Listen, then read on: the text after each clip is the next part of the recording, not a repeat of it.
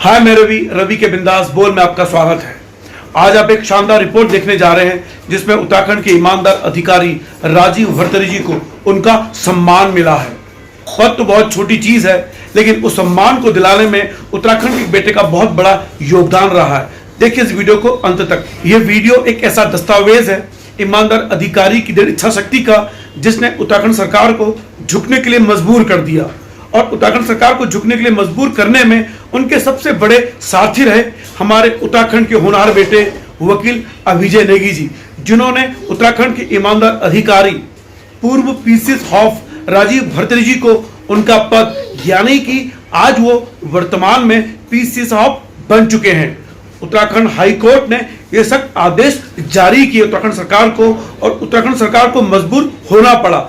इस वीडियो को अंत तक जरूर देखिएगा, जिसमें एक होनहार वकील उत्तराखंड के बेटे अभिजय नेगी का शानदार इंटरव्यू है। मुझे ये जानना है कि इस समय उत्तराखंड सरकार राजीव भरतरी जी को माननीय हाईकोर्ट के आदेश के बावजूद क्यों नहीं पद सौंपना चाहती? देखिए, वर्तमान में स्थिति यह है कि हम 4 अप्रैल को जब 9 बजे बात कर रहे हैं रात के, तो मेरी जानकारी के अनुसार उत्तराखंड सरकार ने एक आदेश जारी किया है कि माननीय उच्च न्यायालय के 3 अप्रैल 2023 के निर्णय का पालन किया जाए। और इस आदेश की प्रति जो है सरकार ने राजीव भरतरी, जो हॉफ हैं, हेड ऑफ फॉरेस्ट फोर्स, और विनोद कुमार सिंघल जी, जो उनसे जस्ट कनिष्ठ अधिकारी हैं, number 2 in the forest department, दोनों को उन्होंने सौंपी है। तो ये जरूर है कि सौंपने में शायद कुछ देरी हुई है, क्योंकि दिन के समय तक ये आदेश नहीं आया था सरकार की ओर से, जबकि माननीय उच्च न्यायालय ने समय भी फिक्स किया था कि सुबह 10 बजे जाकर जो है राजीव भरतरी चार्ज लेंगे। लेकिन चलिए, देर आए दुरुस्त आए। हम उम्मीद करते हैं कि अब जितना कार्यकाल है भरतरी जी का, वो प्रदेश हित में, वन विभाग के हित में काम करेंगे। मतलब सरकार ने उन्हें पद सौंप दिया है आज?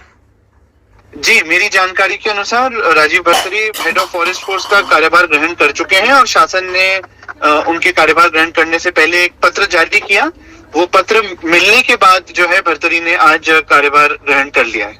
अच्छा, क्या आपको लगता है कि इसमें जो उत्तराखंड सरकार है वो सुप्रीम कोर्ट का भी रुख करेगी, या अब 1 महीने का जो कार्यकाल है उस पर सरकार संयम रखेगी, चलो करने दो उसको?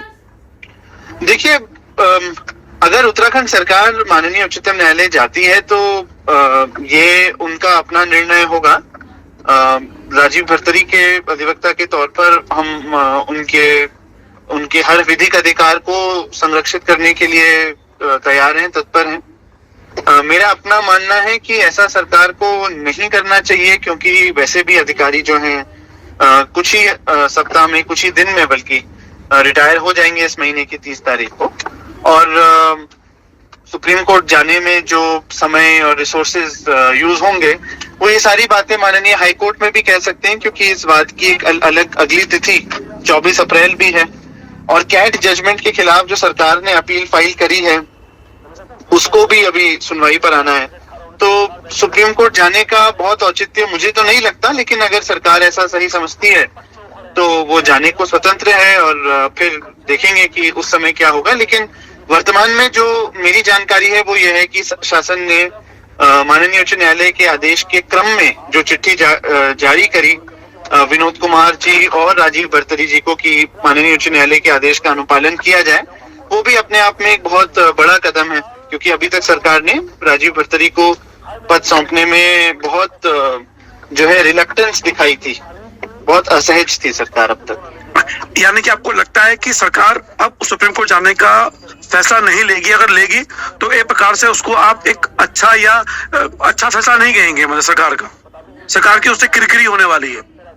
बहुत मुश्किल है कहना कि माननीय उच्चतम न्यायालय क्या अपने विजडम के अनुसार निर्णय लेता है अगर सरकार वहां जाती है। हम हाइपोथेटिकल क्वेश्चंस की बात कर रहे हैं, इसलिए मैं इसका बहुत सटीक उत्तर तो नहीं दे सकता।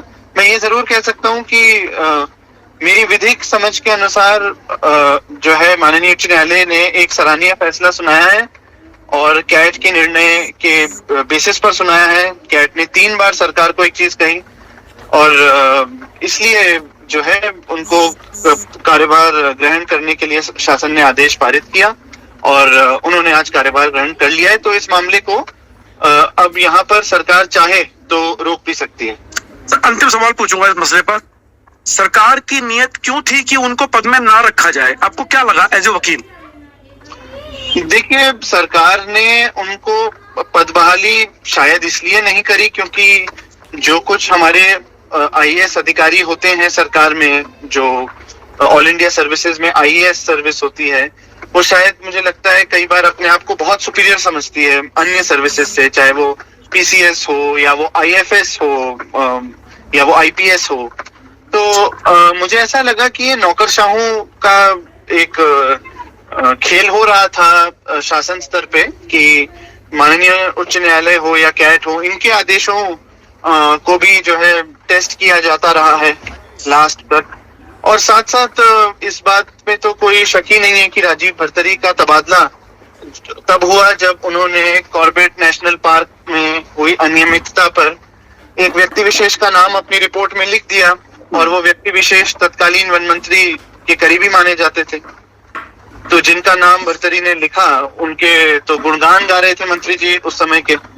तो वो राजनीतिक कारण तो थे ही, जिसकी वजह से कैट ने भी अपने निर्णय में कहा है कि राजीव भरतरी का स्थानांतरण द्वेष भावना का परिचायक है।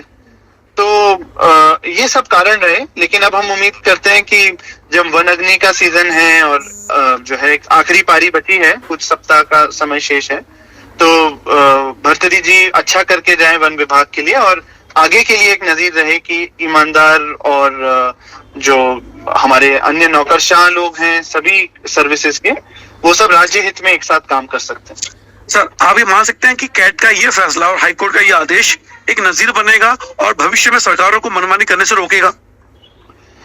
अगर 30 अप्रैल 2023 तक भरतरी अपनी कुर्सी पर बने रहते हैं और प्रदेश हित में काम करते हैं और सरकार माननीय उच्चतम न्यायालय का रुख नहीं लेती, और लेती भी है, तो देखिए वहां पर क्या होता है वो कहना एट दिस स्टेज बहुत मुश्किल है।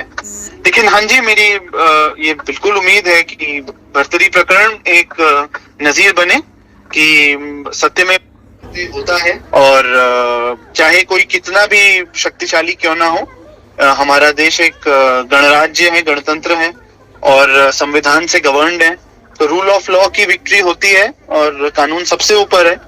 तो मैं बिल्कुल उम्मीद करूंगा कि भरतरी प्रकरण इसके लिए एक नजीर साबित हो। बहुत बहुत धन्यवाद सर, बहुत बहुत धन्यवाद आपका सर।